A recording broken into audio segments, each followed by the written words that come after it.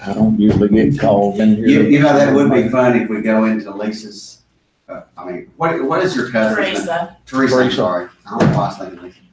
Teresa, and have a big sign, we got already posted, no electronic devices of any kind, there'll be no videotaping, you know, kind of people like. Well, some of them probably turn around and leave.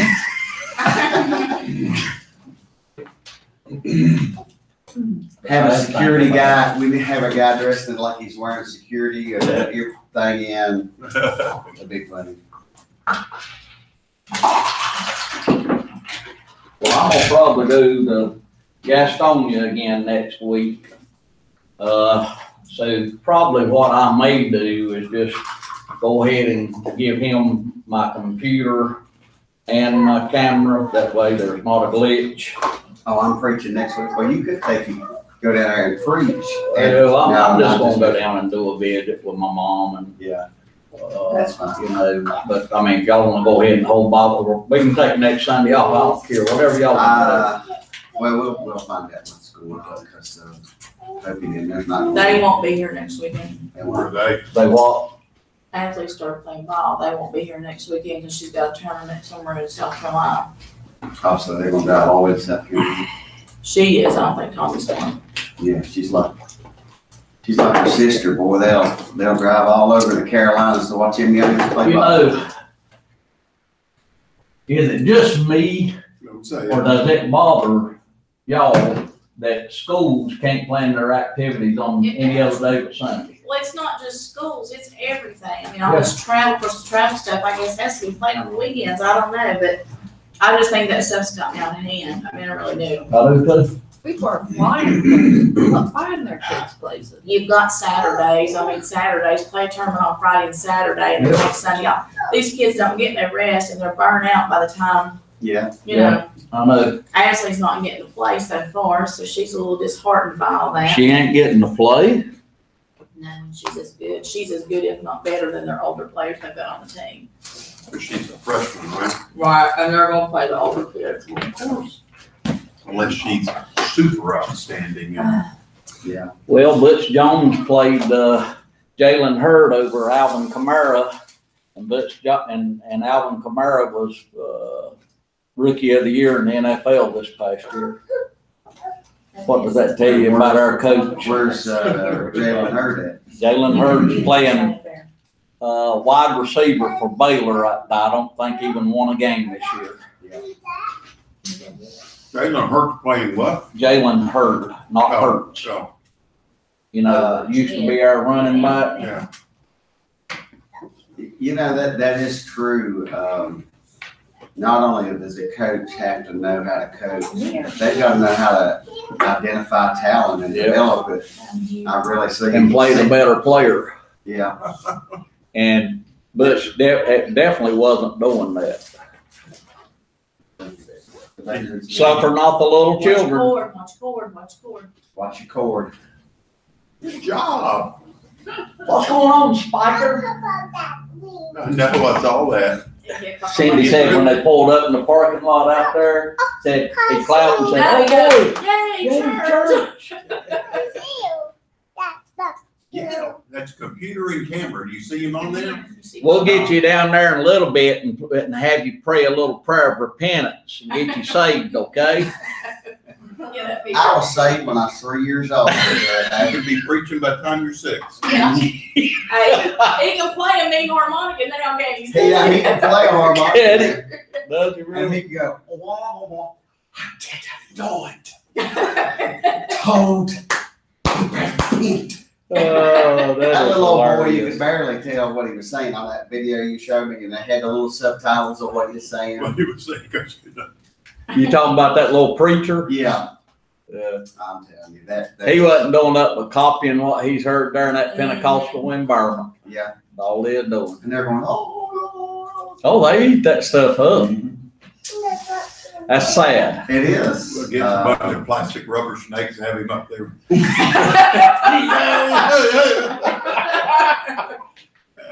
I still think of that movie with Will Ferrell, The Campaign, where he was on the campaign trail and Galifianakis was like a church going guy, so he was going to compete. He goes to one of them holy roller snake handling churches, and they're going on. They hand him one of them snakes, and he's holding that snake up, and it bites him, and his arm swells up this big and passes out.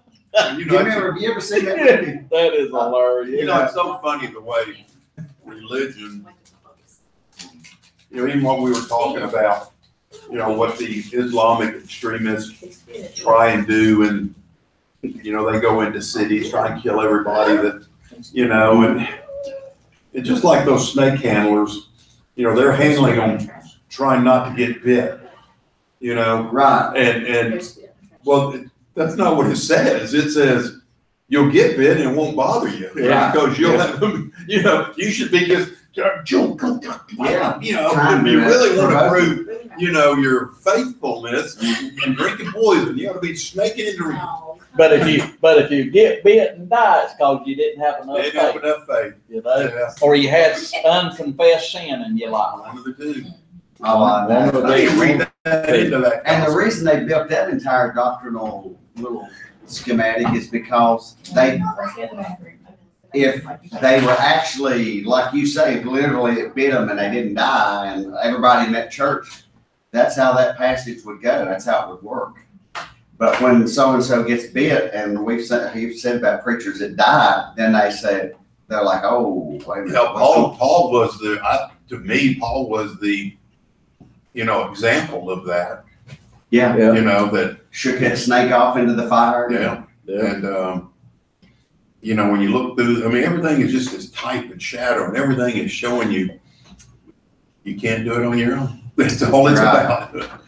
Start to finish. Yeah. That's a fact. You know, people don't grasp the fact. That's time to start. No. Well, you know, when you stop to think that where it says the earth was void and without form, Mm-hmm. you know, that seems to connotate nothingness. There was nothing there. Right. You know, so if you extrapolate scientifically, logically, that means something was there. God removed something, which I think is that sparked his word. Mm-hmm. We removed that. The thing that made it what it was is no longer anything anymore. Right.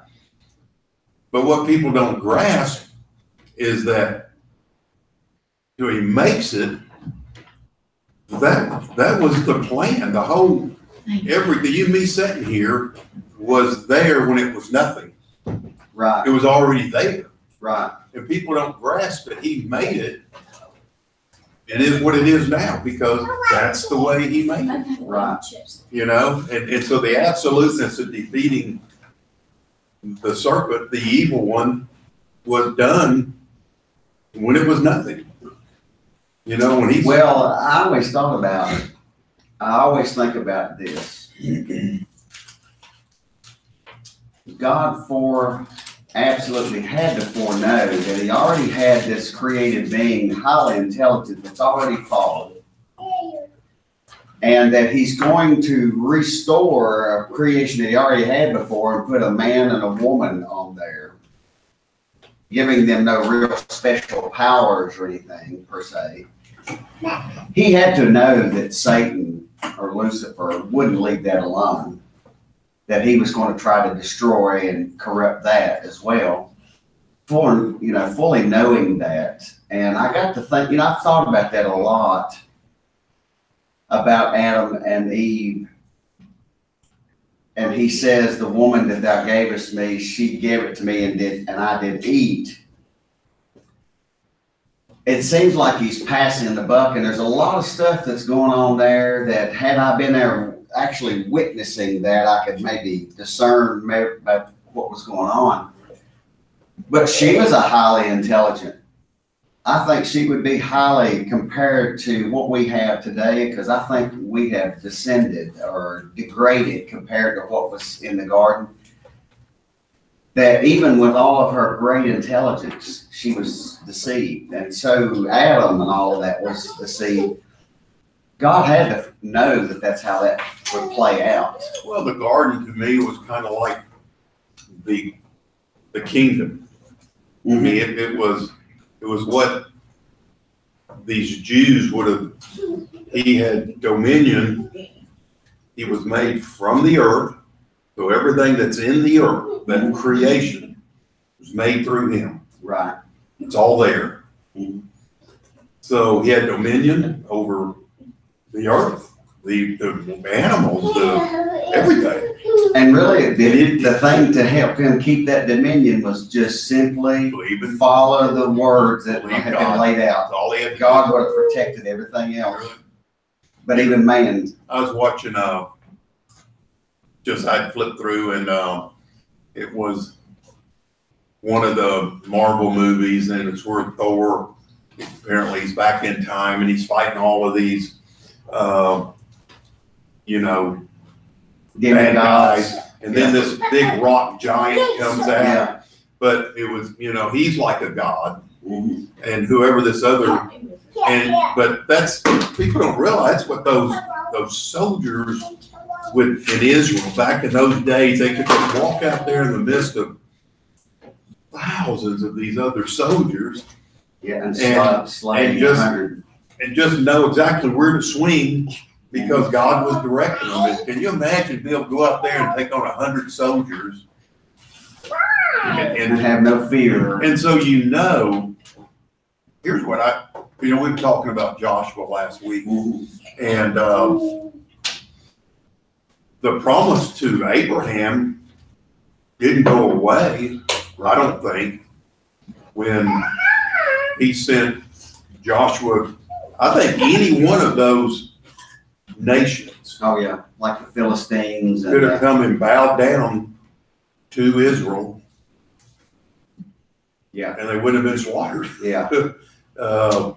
Well, that's evident Yeah. in the And Old so, Testament. and it makes it very clear they all knew what God had done for these people, and most of them could track their ancestry right back here to Abraham to some degree. And so they knew that God had done this. God had brought them out of Israel. Their soldiers are like, you can't defeat them, and they still go to war with them. And that tells you the mentality of mankind. I want to be bigger than God. I want to be God. Yeah. Because the whole thing of being a king was they were the God of that kingdom. I was listening to a message that E.C. Moore was talking about Balaam. Was it Balaam, the one that loved the wages? Yep. Yeah. And he kept going on, and God told him, that you can't curse them. And he goes to that king and he says, they can't be cursed, but I can fix that. And he knew that if he could get them, the Israelis or Israelites, to worship idols, then they would curse themselves. Yeah. And he's seen that and worked that out. And you said, that's the other thing. These people literally come out of Egypt and watched a sea part and was guided by day and night and had food, and they still could be deceived. If any man can find one thing that said, other than what God has done, but they can say, well, if God would do this, then I could, Yeah. One statement that really floors me every time I see it. When the rich man wakes up in hell and he hollers over to Abraham and he tells him to send someone up to tell his brothers, and he tells him, well, they have Moses and the prophets, and he says, but if one would go up from the dead, he said, even then they wouldn't. And I thought about that a lot. It isn't what your flesh can be so energized to get caught up in. It's faith. It's do you believe God? Period. It's just that simple. And I used to think, this before I got saved, I used to think to have a big grace ministry, I had to learn how to speak right and how to say all the right things and draw my charts just right and all that. That really don't mean anything. No, it don't. If you're not saved and called, it doesn't matter. And not preaching the word of God circumspect. Right. Those things None there. of it matters. But I have seen, and it surprises me from like some of the things on Facebook, things that you could just casually say in a post on there, and somebody go, "Oh my God, it's almost like it opened the door for them." And it surprises me that God's doing the work. It's like Paul says, he was the one's the seed and one's the water, and it's God that gives the increase. And we have to, but these guys, and it even happened in the grace movement, these guys thought, Jordan and them, I'm thankful for their ministry and what they have, but I've met Jordan and some of those guys, and they're arrogant. They're kind of cocky, arrogant people, almost as if the grace movement couldn't happen without them. And that's just not true. And I didn't like that. But I mean, that happens and all, but vanity always gets in the way. But it hasn't got in the way here, at least, not because I'm good or you're great, or we've just endeavored not to be.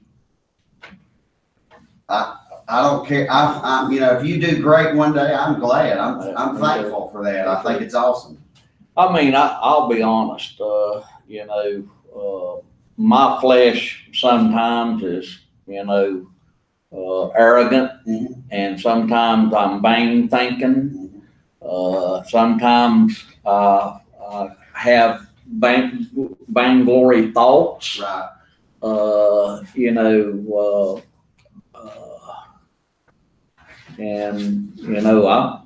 I'm not happy with that. Right. When I'm like that. Yeah, me either. But we can't afford a split down the middle here. Yeah. I'll be throwing the baby out with the bathwater, wouldn't it? Yeah, well, I mean, I've seen enough of that through different churches and in the grace movement down through the years, and I said, I don't want to be a part of that. So I've made a conscious effort not to be a part of that. I have to make a conscious effort on my part to not let my flesh get in the way. Yeah. Yeah, and it's been, a good thing. I mean, the labor that we labor together here is a good thing. I'm thankful for it. Fantastic. Y'all have any prayer requests that y'all like to make mention this morning? I have a praise report. My friend Tony, who needed a liver transplant, kidney transplant. Let's get this clear. Kidney. He just got one on Friday. Oh, really? Yeah, and so he's been on the dialysis for like the last 6 years or something like that. He's a year older than I am. But anyway, he's doing really well, and it's just the difference between night and day. Well, that's great. I'm glad to hear that. So, yeah. Fantastic. That's almost like I couldn't imagine, that being your routine, and then you don't have to go to do dialysis anymore, and, it'd be awesome. Feeling better. Yeah. So, thank you. Certainly remember that. Thankful for that. I went to the doctor. Things seem to be good. They took my PSA levels. We should get them Monday or Tuesday. I really feel like my PSA levels should be down. If they're up, it would surprise me. But if they are, then they'll do the biopsy or whatever. But I'm feeling pretty good about that. So I may just have the rug jerked out from under me. I don't think that'll happen. But I do have a pretty good feeling about that, and if that's the case, I'm thankful for it. She has a friend that his protein levels in his kidneys was pretty high, so he may have some kidney disease. So remember him. Anybody else? I'd like to say, I went back for a doctor's checkup last Thursday, where she had taken me off blood pressure medicine the previous month. And my blood pressure was 121/80, perfect. That's good. I'd lost 5 more pounds, total of 22 now. and, feeling great, That's good. you know. I can tell your demeanor is, Yep. a lot better. Ornery. You know, you feel good. When you don't feel good, you just don't feel good. Well, But, you can destroy yourself if you ain't careful. yeah, Yes, you can. yeah, I mean, we live in a world that's trying to take us out anyway. We can have it along. Yep, exactly. Well, I'll let you lead us in prayer here. This is the deacon chair. We set this here for you, so you can set up and do the amens and all. Okay. Heavenly Father, we thank you once again for the chance to come together and study your word rightly divided. Lord, we pray for all these prayer requests that's been made known today, Lord, that you take care of each situation. Lord, we pray for Stacy as he brings the message today, Lord, that you'll give him the words that'll build us up in the word of your grace and give us better understanding of your word, your plan, and your purpose. In Christ's name we pray. Amen. All right. Let's go to Galatians chapter 6 and verse 7. And I kind of seen a little different light on this passage that I've seen in the past. And I know that Paul is using this to talk about how you invest your time and your money in this life towards the gospel, whether you reap life everlasting, whether your family, if in other words, if you have a grace preacher in your midst and you don't support that ministry, chances are your family or people that you care about are not going to hear the gospel and have everlasting life. And he talked about that. But I think, and I could be wrong about this, but I think Paul, when he made that statement here in Galatians, he was quoting or thinking of Job. We're going to look at that in just a minute. He says, but be not deceived, God is not mocked. For whatsoever a man soweth, that shall he also reap. And the thing that I want us to look at is God is not mocked. You know, I love to watch comedians on TV, and that certain comedians, when you laugh, laughter is a good thing. It's actually healthy for you. It's healthy for your mind. And I love to watch comedy and things like that. But I'm finding more and more nowadays comedians mocking God, mocking the Word of God. And I basically, the other night I was watching one that I liked and had liked in the past, and he just kept going on about politics, and then he got on God, and it wasn't funny anymore, so I just cut the guy off. And I've thought about this over the years. God takes this mockery. He listens to it. He don't just send fire down and destroy these people.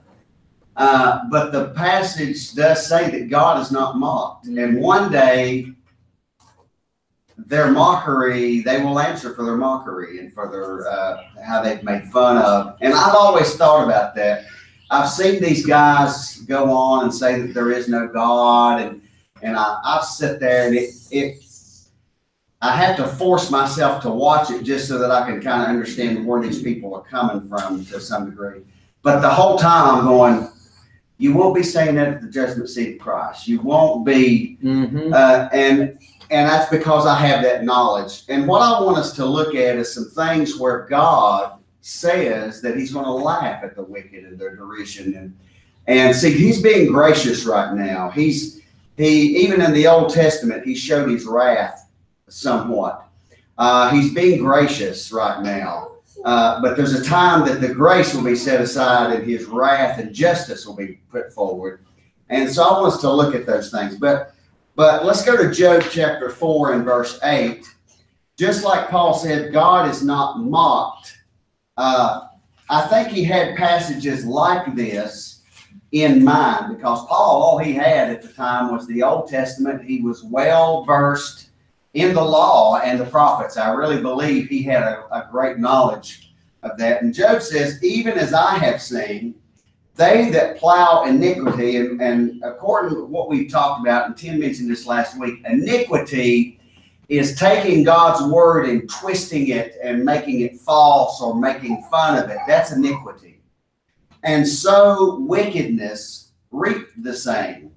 Sometimes, just like these comedians, some of these comedians make millions of dollars and live a great life. Mm-hmm. And they sow iniquity and they sow, but there's a day coming they will reap the wickedness and that iniquity. He says, by the blast of God they perish, and by the breath of his nostrils they are consumed. And you know, when I think about that, it says the Lord comes back in the second coming. He's riding a horse, and there's a word, sword, comes out of his mouth. Mm-hmm. I think merely he'll just speak, and thousands will just be disintegrated. And that's all sorts of, other things there. But when you see him at the second coming, and in Revelation, it doesn't paint a lowly, humble Jesus that's being beaten down. It paints the creator of heaven and earth coming in and taking charge and taking, I think about this too. Kids can be out there playing and making a mess and tearing stuff up in the house, and dad busts the door open and says, what's going on in here? The kids, they're just kind of, he takes charge of the situation. That's kind of what I'm thinking of there. And they won't be laughing then. They won't be laughter and making fun then. But I want you to think about this too. How many have ever been in a setting where somebody's made fun of you and then the whole group just laughed at you? It's very painful. Mm-hmm. It's, in fact, they have made,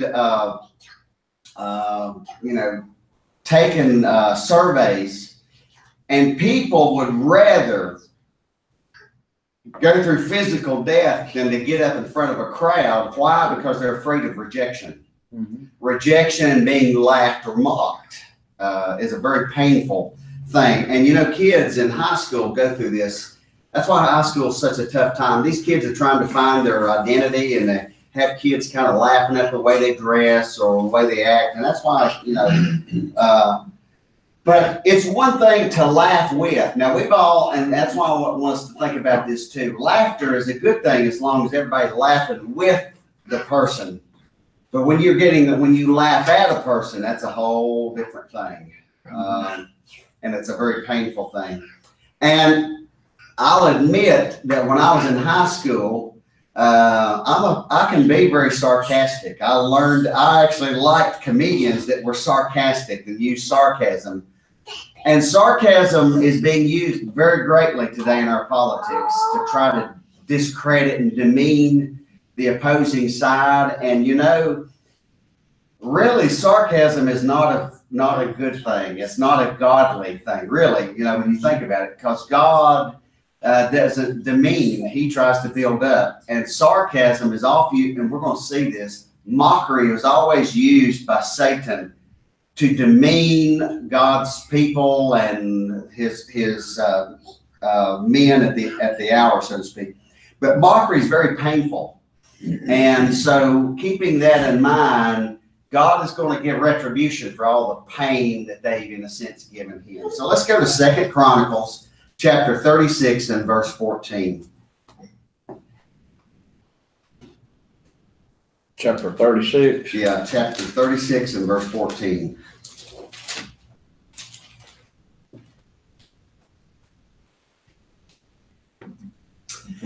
All right.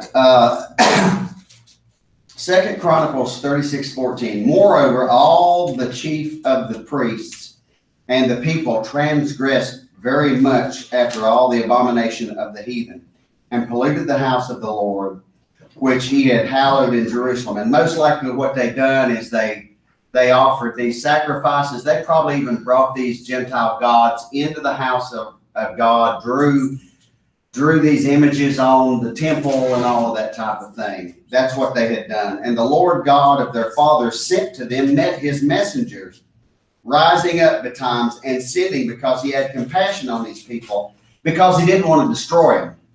He was sending men to say, hey, stop this and repent. I don't want to have to destroy you. Okay? So he loved them. And on his dwelling place, and they mocked the messengers of God, and despised his words, and misused his prophets. until the wrath of the Lord arose against his people, till there were no remedy. Therefore he brought upon them the king of the Chaldees, who slew their young men with the sword in the house of their sanctuary, and had no compassion on the young man, or maiden, or old man, or him that stooped for age. He gave all them unto all his hand. You know, you think about that. We think about in war, if an able-bodied young warrior gets killed, it's a part of war, but we don't think about, and this has happened, like you mentioned, by those over in the Middle East, going into a city and taking little children and killing them, the old people, taking them out and just blowing them up and we see that as barbaric and inhumane, okay? And God allowed this to happen to these people because of their mockery, because they mocked his word, and because he sent people to try to save them, and they just rejected it. And it's basically God had no choice. Okay, here we go. This is a type of what's going to happen at the second coming, and also of all that. And all the vessels of the house of God, great and small, and the treasures of of the house of the Lord, and the treasures of the king, and all his princes, all these he brought to Babylon. He had no problem letting the Ark of the Covenant get taken. Mm-hmm. They loved the Ark of the Covenant and what it meant, and the fact that it was something that they could put their hands on or look at.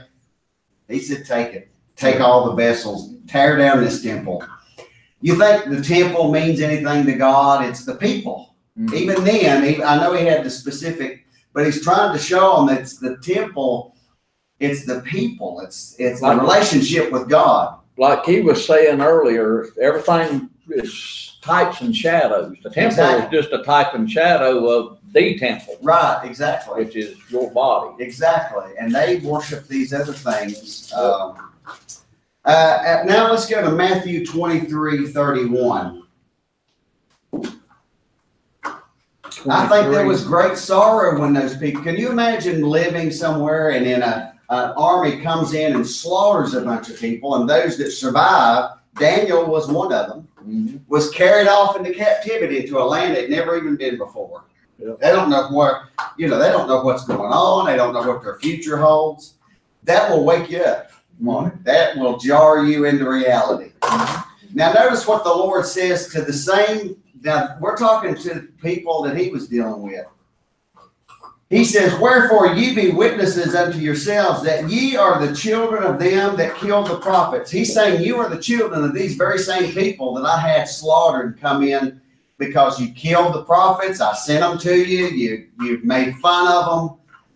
You're proof that you're the same type of individual. And he says, fill ye up then the measure of your fathers, ye serpents, ye generation of vipers. How can you escape the damnation of hell? And when you look in the four gospel accounts, you see all facets of God. You see his wrath, you see his love, you see his faithfulness embodied in Jesus. I love to read his words because I'm thinking he is God in the flesh. So God would say this at this moment. He would act this way at this moment. Okay. He literally, and what it took to look at these people who were viewed by the community as upstanding members of society and call them serpents and a generation of vipers. And I've always looked at these prophets like John that they had to be spirit filled to be able to do that. Mm-hmm. It's hard sometimes to go into a mixed crowd and preach the gospel and try to tell people like it is. And they're just looking at you as if to say, who do you think you are? Or, what do you mean by telling me so? I've always admired and Paul going into those cities to do those things. And not only that, he got thrown in jail or in prison. Mm-hmm. I imagine it was very discouraging to go from town to town, and it was just one big chaos from the time he hit town. He had to have the Lord help him. Now let's go to Matthew 27 and verse 27.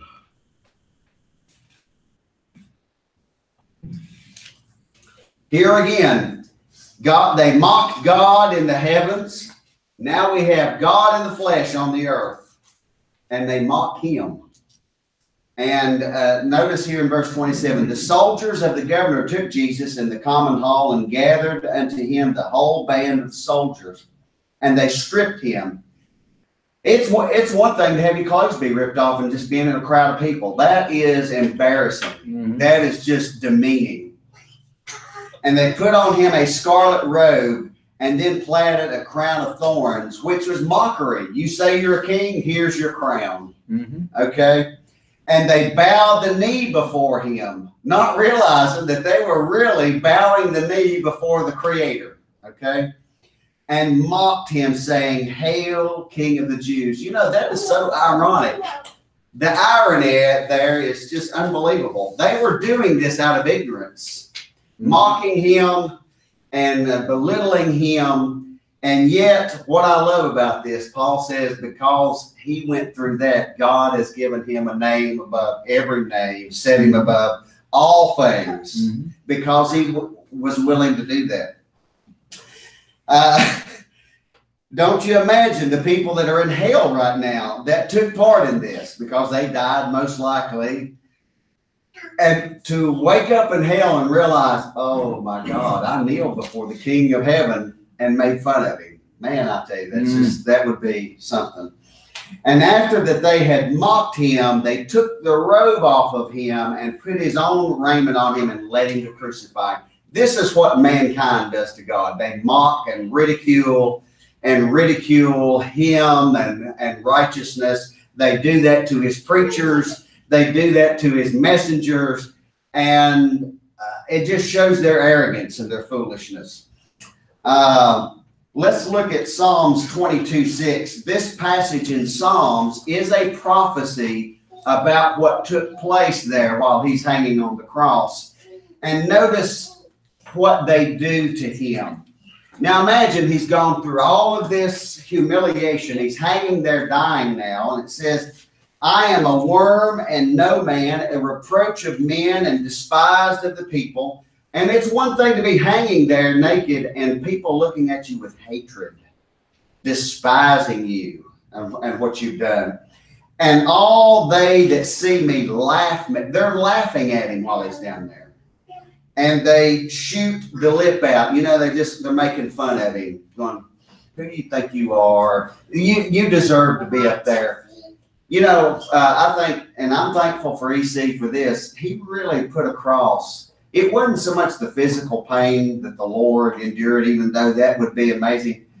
It's the fact of being made fun of and being hanging up there and despised when you're the King of Kings. And the Creator in your own creation is doing this to you. The pain, the humiliation of that. Yep. But yet God has made him above all things. I think Satan was loving every minute of what he was witnessing there. Until the Lord, when they stuck him in that ground and he went down there and he showed that he was the king, and Satan realized, oh my God, what have I done? I have secured salvation for all mankind.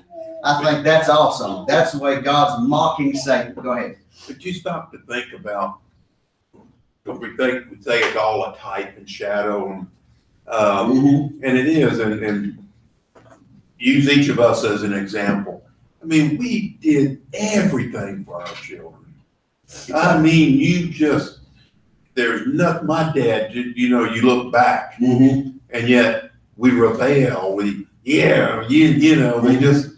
It's human nature, and he, all the way to the top. That's what it shows. It all shows that top to bottom, Yeah.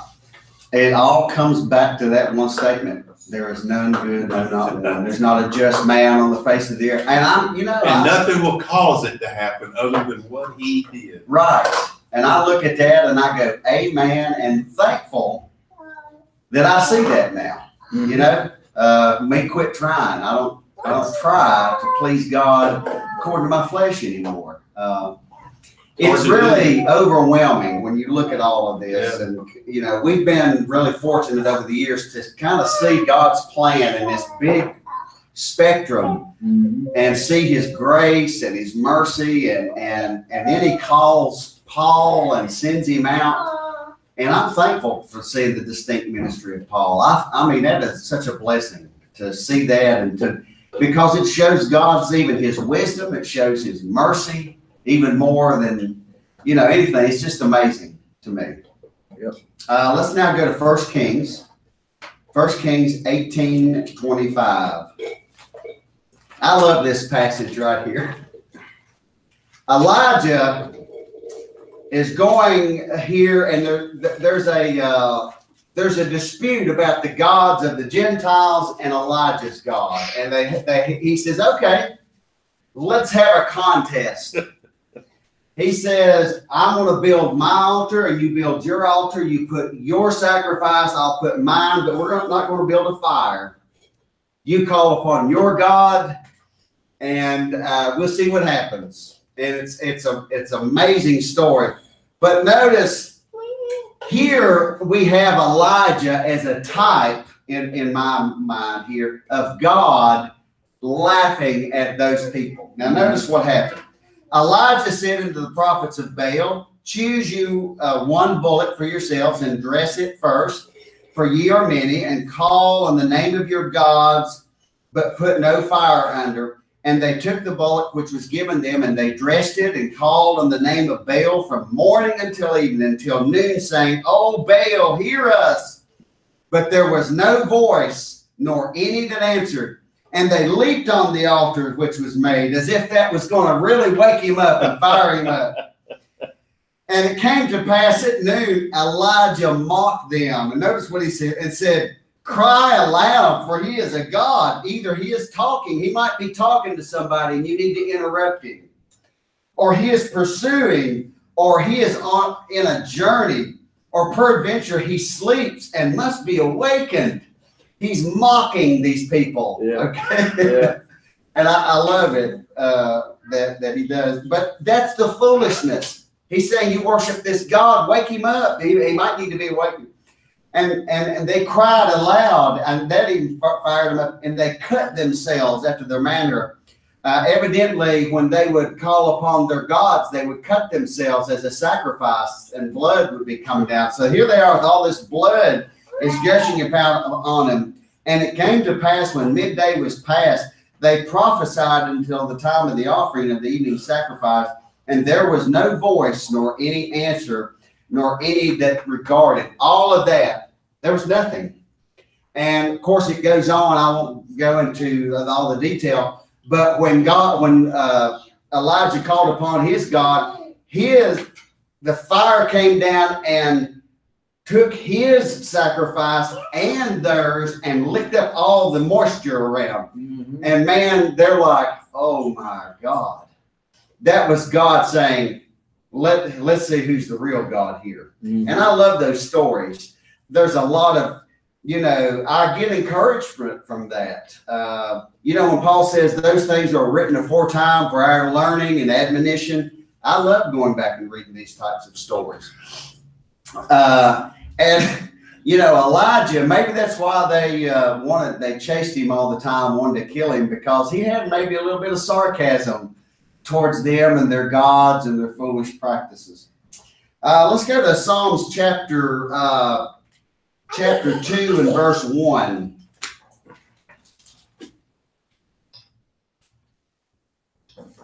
Now, I can't remember exactly where. I don't know if it was Acts 4 or 5. I could be wrong here. But they were praying, Peter and them and the 12, and they were praying, and they quoted this passage, why did the heathen rage, and they set themselves against the Holy One of God and all of that. And this is a passage that talks about God ruling the Gentiles, coming down and taking control of his creation. Okay. Mm-hmm. And he says, why do the heathen rage and the people imagine a vain thing? The kings of the earth set themselves and the rulers to take counsel against the Lord and against his anointing, saying, let us break their bands asunder and cast away their cords from us. And he that sitteth in the heavens shall laugh, and the Lord shall have them in derision. Then shall he speak unto them in his wrath and vex them in his sore displeasure. This is a type when he comes back at the second coming. You have to understand, all the armies of the world are gathered against that little nation over there, Israel, and the holy ones that are actually in there, because you still got Israel after the flesh in there, and they gathered to war against this little area right here. And guess what? The king comes back, and he's laughing at them because he's causing all sorts of derision. Probably their tanks might quit working, or crazy stuff will be happening there. Psalms 37:9. Psalms 37:9.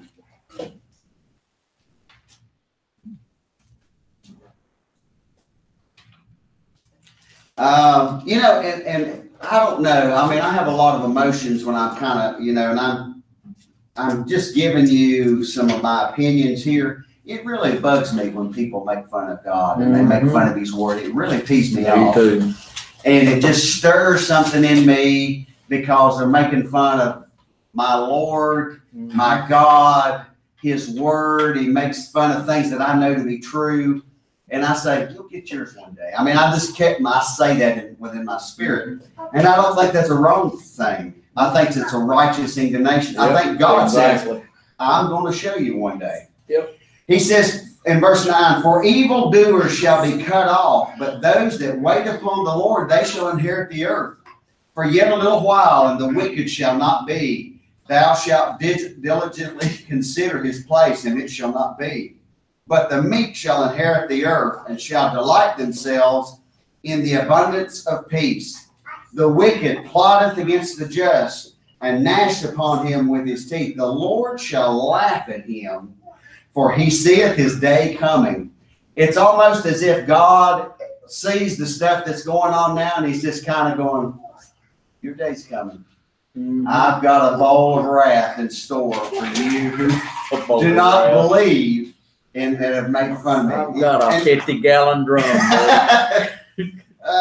What if during the kingdom they had cable and someone had it on, they're watching a comedian that's running God down, or they've got something on that's, preaching a gospel that isn't right?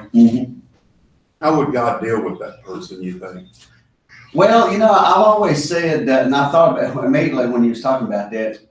The Bible talks about in that land, in that kingdom, all the idols will be removed, and all this thing. About back before, under the law. Oh, I think they would take them out there and stone them and say, look. So if you kept watching that comedian you were talking about, and didn't cut the cable off, so should we stone you?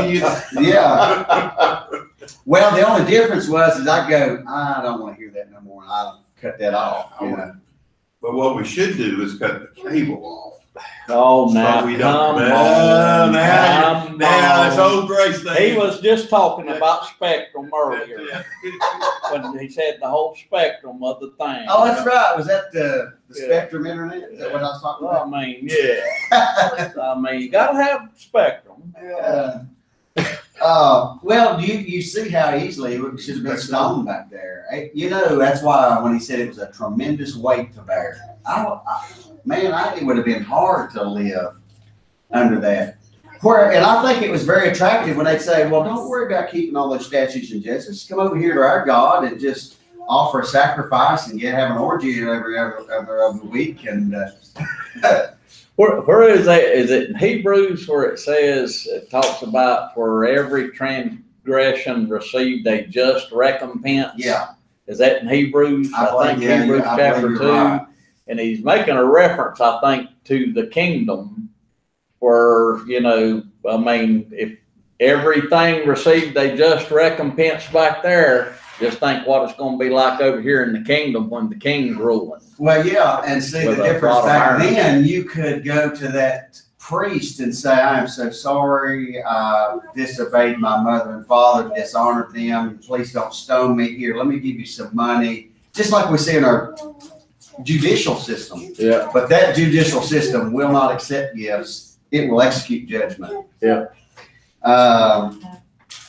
And you know, that'll be an amazing thing. It'll be scary, but it'll be an amazing thing to literally see justice performed. I heard, and I don't remember where he got it and everything, but I remember hearing Richard Jordan back in the late 80s talking about how that in the kingdom that hell will be an open pit to where you'll be able to actually look down into hell and see those suffering as a motivation to not sin. Right.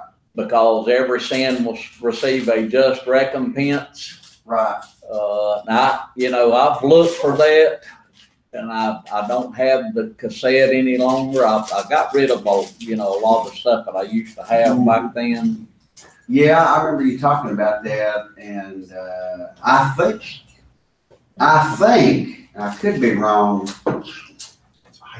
There's a passage where Lucifer is cast out of the second heaven and is down on the earth.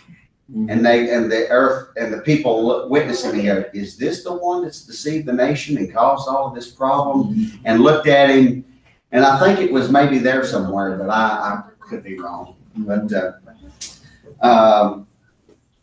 let's go to Proverbs 124.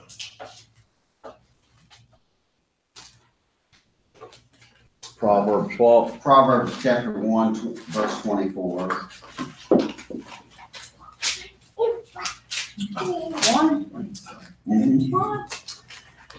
Proverbs 1:24, because I have called and ye refuse. I have stretched out my hand and no man regarded. But ye have set at naught my counsel and would none of my reproof. I know that he's talking about Israel here. You know how he says, how often I would have gathered you and you just was a stiff-necked people. And I know that to be true. But it also says, Paul tells us that the heavens declare his glory. Even Gentiles will be able, God will have reached out to them and offered them a way. And that you said you would make fun of me. You made fun of that person that came to you to talk about me, and you made fun of me and made fun of him. I think that comes into play here as well. And he says, I also will laugh at your calamity. I will mock when your fear cometh. It's interesting that God has this sense of justice, righteous indignation, that he laughs when they're afraid, when they really see, their world turned upside down, And it's kind of like I thought that I said at the beginning. They won't be making fun of him at the judgment seat or at the great white throne judgment. They will be standing there in very real time, serious circumstances. And it will be interesting to see what these people say. They'll probably try to talk their way out of it. Well, the Bible's real clear. They're going to argue with you. And he says, let every man be a liar and God be true, just in all of his doing. He says, when your fear cometh as desolation and your destruction cometh as a whirlwind, when distress and anguish cometh upon you, then shall they call upon me, but I will not answer. They shall seek me early, and they shall not find me. It almost as if they'll be wanting God then. They'll be wanting to know, help me, God, then, but there won't be no answer. He won't be there to help them. For that they hated knowledge and did not choose the fear of the Lord. When I think I read that passage, they loved not the gospel. Like in Thessalonians, he talks about, they didn't want the gospel. They made fun of those that brought the gospel. For that they hated knowledge and did not choose the fear of the Lord. They would none of my counsel. They despised all of my reproof.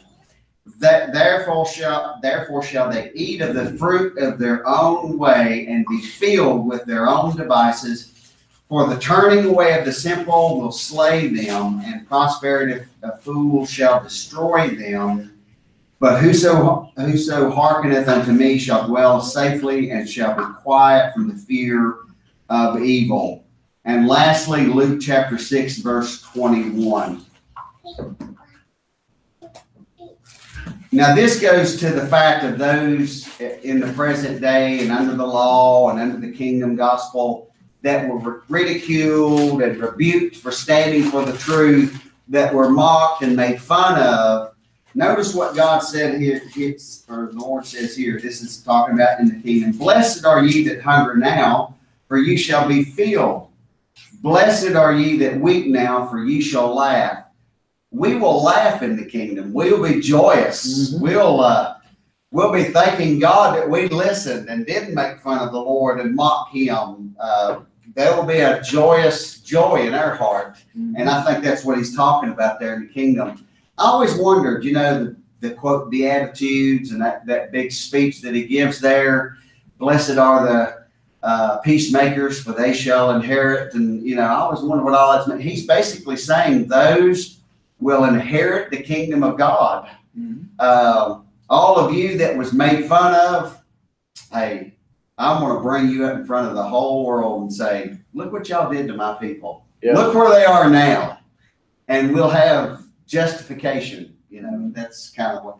But maybe hopefully this encouraged you a little bit more to kind of put up with the crap that's going on out there in the world. And it is encouraging to know that God, I certainly, when I see the stuff that goes on, like these hurricanes and these mudslides and people's homes burning, there's a part of me that says I have compassion and pity on them, because sometimes, this stuff happens to them out of the blue. That's whether they deserved it or not. But and yet then you historically, you see that these fires have been going on mm-hmm. since the beginning of who knows how long, sweeping across the plains and revitalizing them. Yeah. And yet man says, we can take care of that. Yeah, we'll build our house. We'll be all right. No problem. Yeah, we'll be all right. We'll be all right. But we'll build we're underpin our trailer in Tornado Alley. That's no problem. So let me ask you about what you was just fixing to say.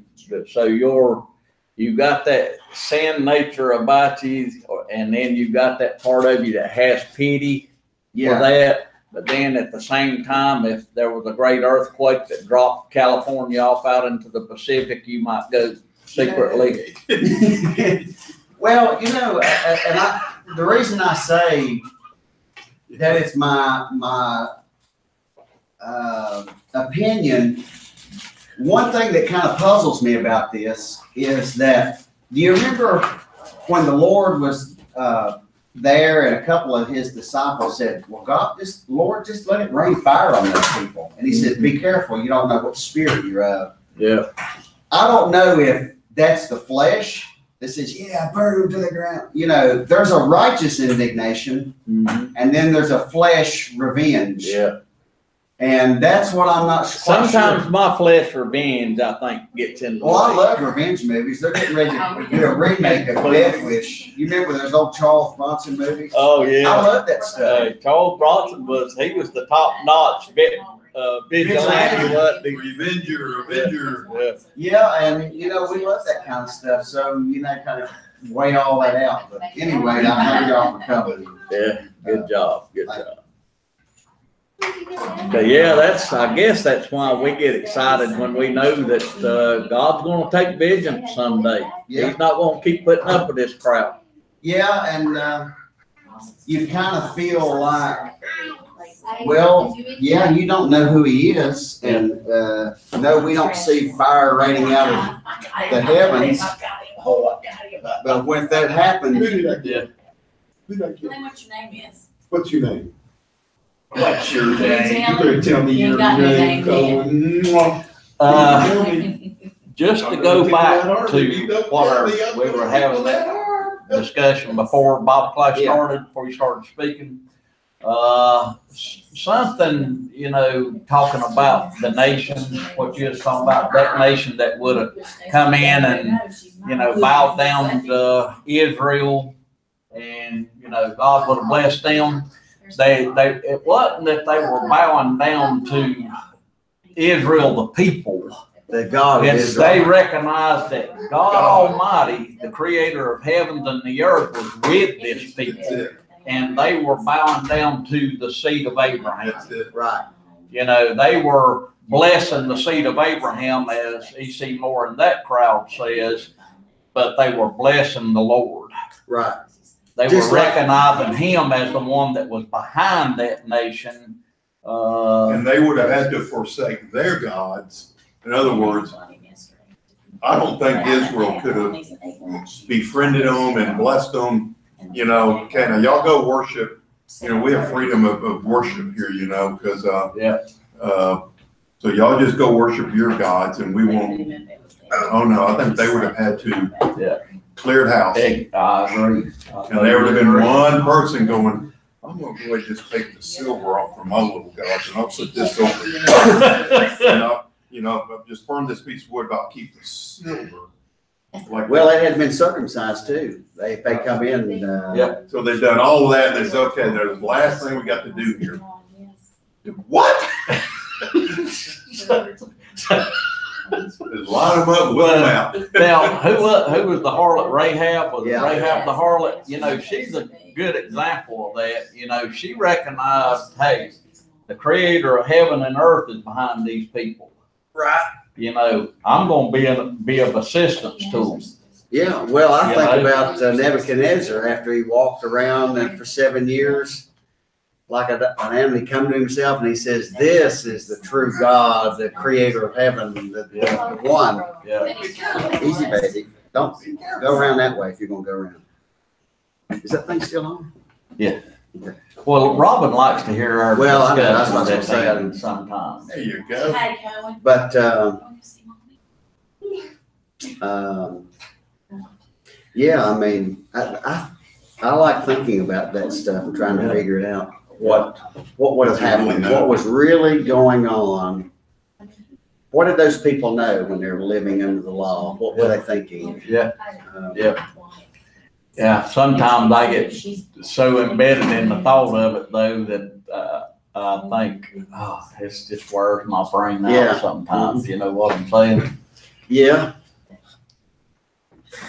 I would have, but you know, in all honesty, had I been there at Elijah and he's making fun of them, and then when that fire come down, I'd have been laughing. Oh, going, me too. Oh, yeah. Well, you know, Right on. I had somebody tell me one time, you know, I was telling them about that time me and Doug and my uncle Harold went to that tent revival Mhm. and how we sit back there. I sit back there tonight, but I was laughing my butt off. I mean, it was hilarious. But don't you think those other people they were up there real close to that altar trying to see what was going on? That thing happened, probably just singed all their beards and And turn around and smoke just a. like in the cartoon, you know, like, whoa. I really wish with the quality of stuff that they could, do that story, You know it. just that little story there, Yeah. and do the, Very good. in illustrate Very that story good. with actual actors and technology like. Well, I'm gonna tell you something, you know, that Plainview Baptist Church used to do back when I was a member there, and I might have been on the deacon board. It might have been before I was on the deacon board, and it was something they done every year during Easter. And a lot of churches probably do this, and I was in there wholeheartedly involved in this, you know. But they would replay the Jesus being taken before, you know, the Gentile court system and being found guilty, and even have a big cross there in the auditorium and crucify one of the young men on the cross there in the auditorium, and people would be crying going down there at the foot of that cross and bowing down, and next Sunday they wouldn't be there. Yeah, oh, yeah. I know. They came for Easter, you know, and did sling some snot and fry some They crocodiles. seen the passion play. And that's a big joke to God. Yeah. I mean, well, it ain't a joke, actually. It's a mockery of what Jesus Christ actually done. You're right. Sorry, Robin.